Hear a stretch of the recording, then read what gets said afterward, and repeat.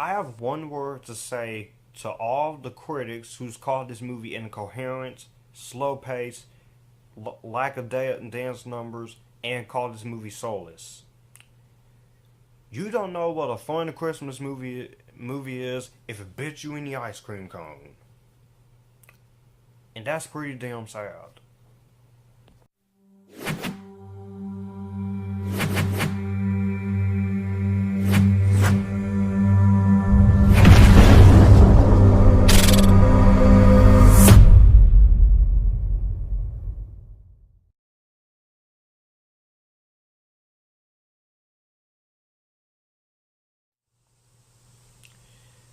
The Nutcracker and the Four Realms.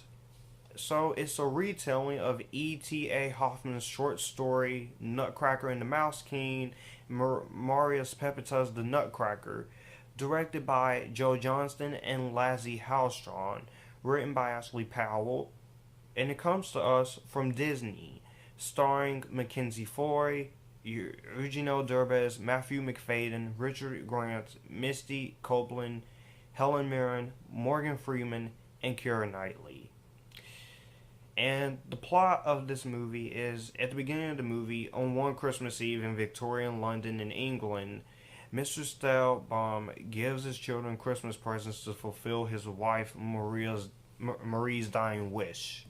The youngest sister, Clara, receives a handcraft egg-shaped box which she's able to unlock.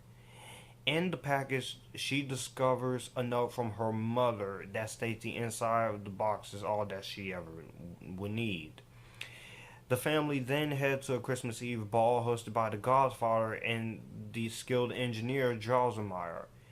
Clara refuses to dance with her father and scurries from the crowd to ask Drosselmeyer how to unlock her egg. He then reveals to her that the egg is a creation of his that he gifted to Clara's mother when she was younger, and that her mother wished to bestow the gift to her daughter. She gets scolded by her father for disobeying him and not dancing with him. She calls himself absorbed and obsessed with his family's image since the passing of her late mother. And then they receive their gifts at the Christmas ball, and she finds a string with her name on it, and she ends up going into a forest. Basically, she needs a magical one-of-a-kind key to unlock this box that contains a priceless gift. And a golden thread leads her to the conveyed key, but it soon disappears into a strange and mysterious parallel world. In that world, she meets a soldier named Philip, a group of mice, and the regents who preside over their realms.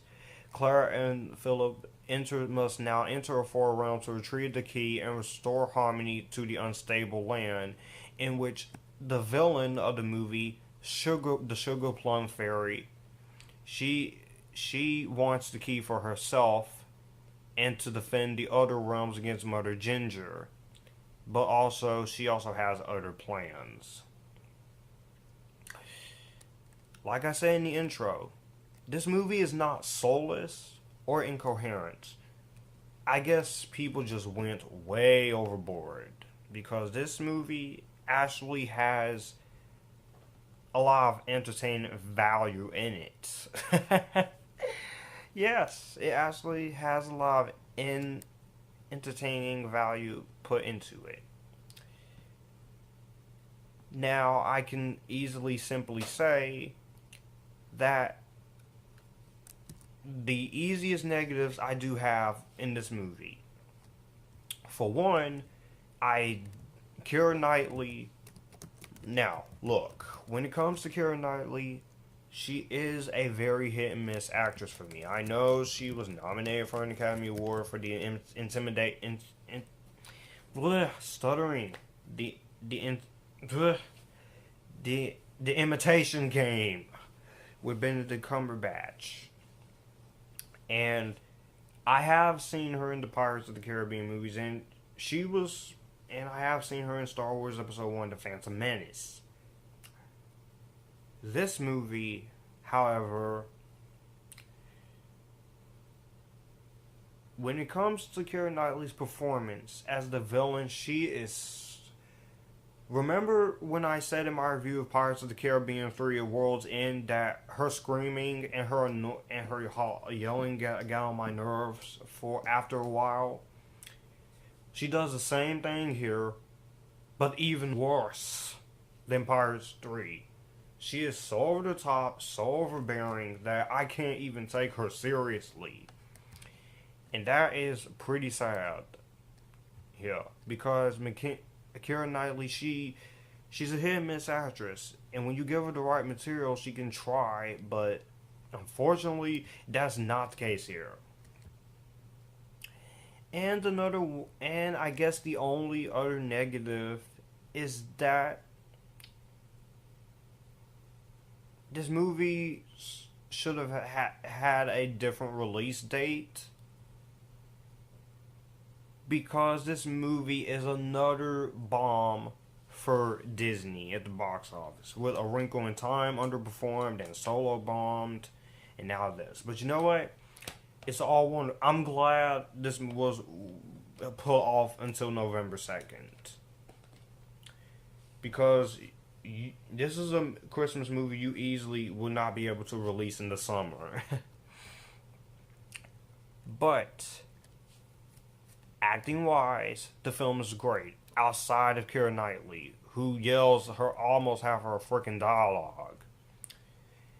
Mackenzie Foy, she was amazing in this movie. Mackenzie Foy, she has came a long way since Twilight, Saga Breaking Dawn Part 2, and she's came a long way since Interstellar. I really liked her in Interstellar. Now, there is music adapted in part of Tchaikovsky's Nutcracker Suite from 1982, and they updated the original music and added some new tracks. And the music is done by James Newton Howard. And I love the score here. It's just like the music in the film. Like I said about Mackenzie Foy, her accent doesn't bother me. Morgan Freeman, Helen Mirren, Jayden Fowora-Knight. The rest of the actors are really great in the movie. I love the visual effects. I love the visuals, especially when you go into the world of the Four Realms. You get to see all the amazing colors and the soldiers. This is basically a different version of the Nutcracker. I just don't get why this movie is getting the lot flack it does. And the cinematography is really great. The direction, yes, there were 32 days of reshoots, but the first director, Lasse Hallstrom, he oversaw post production, and they decided to volunteer for joint credit. And this movie has a budget of 120 to 133 million, and the actual run is 99.4 million. I don't know how much it is now. I'm gonna have to check that out. And this took over for the release date of Mulan. And I just feel bad for this movie not making the money it should because of the negative reviews, and because of the whole Pixar films and the Disney Marvel films. Even though I love those films, I feel like this movie could have been released around the time of those. But people say this movie's easy to forget. No, it is a holiday connection. There is enjoyment to be had. I love the performances. I like the acting. And so what if they want to do something different with the story of Nutcracker in the Four Realms? I enjoyed it for what it was. And this will definitely go on my best movies of the year. Because, like I said, it's not soulless and incoherent. And so what if there's a lack of dance numbers? It's a different story, critics. Have you heard of it? No. So, therefore, get your head out of your ass. You are negative towards this movie, but yet you want to give Hereditary all this freaking praise like it's the best movie since The Exorcist. No, I'm sorry. The Hereditary, like I said, it's a good movie. It's just not as great as you or any of the audiences has made it out to be. I have problems with that movie. If you've seen my review of it, I got problems with Hereditary. And the runtime and the slow pace is one of them. But this ain't slow pace. This is fun. It was enjoyable. And it knew what it wanted to do. And Disney, if you're gonna do something with Snow White, do something different with Snow White. I'm in. I'm in for all different versions of Snow White. I will 100% support that. And who should play Snow White? Probably either Mackenzie Ford or Lucy Hale. You don't have to turn the live action cartoon into a remake. Just, you can do what this movie did. Do an original story. So, at the end of the day, aside from the over-the-top villain and some of the underusage of one character,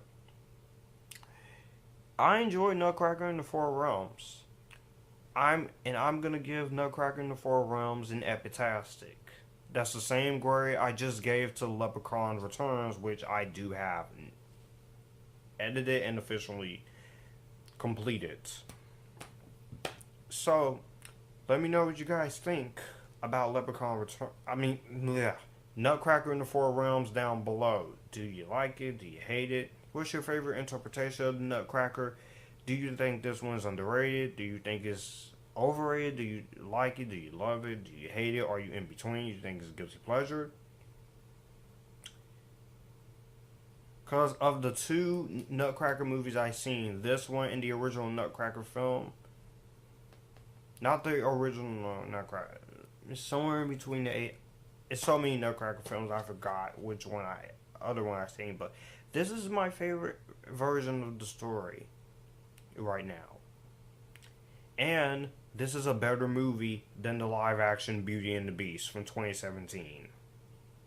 While I don't hate that movie, I do have problems with that movie.